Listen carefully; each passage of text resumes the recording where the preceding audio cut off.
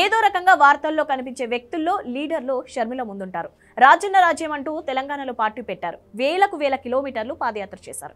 అయినా సరే ఎలాంటి ఉపయోగం లేకుండా పోయింది. దీంతో వాస్తవం కళ్ళ ముందు కదిలింది. కాంగ్రెస్ లో పార్టీని విలీనం చేసే ప్రయత్నం చేశారు. అయితే అది కుదరలేదు. పోటీలో నిలిచేందుకు అభ్యర్థులు కూడా లేకపోవడంతో చివరికి కాంగ్రెస్ కి సపోర్ట్ అంటూ ప్రకటన చేశారు. అయితే ఇప్పుడు తెలంగాణలో కాంగ్రెస్ అధికారంలోకి వచ్చింది. దీంతో షర్మిల పరిస్థితి ఏంటి అన్న చర్చ జరుగుతున్న సమయంలో ఓ హఠాత్తు పరిణామం జరిగింది.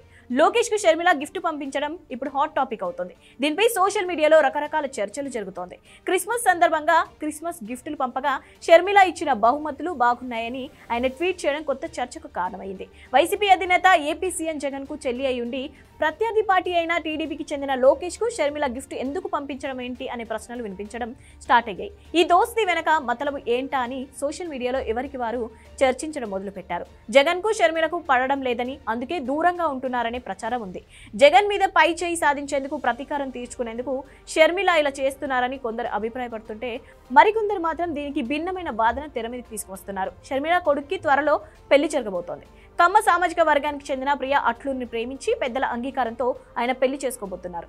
అందుకే నారా ఫ్యామిలీతో షర్మిల సన్నిహితంగా ఉంటున్నారా అని సోషల్ మీడియా సాక్షిగా కొత్త చర్చకు తెరలేపారు.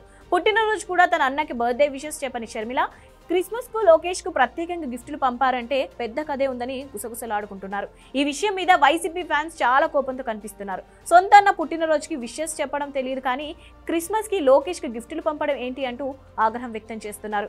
ఏమైనా లోకేష్ కు గిఫ్టులు పంపడం వెనక అసలు కారణం మాత్రం సస్పెన్స్ గానే ఉంది. జగన్ మీద ప్రతీకారం తీర్చుకునేందుకే ఇదంతా అని కొందరు అంటుంటే, కొడుకు పెళ్లి కోసం ఇదని ఇంకొందరు విశ్లేషిస్తున్నారు. అసలు నిజమేంటో మరి కాలమే సమాధానం చెప్పాలి అంటూ మరికొందరు కామెంట్లు పెడుతున్నారు.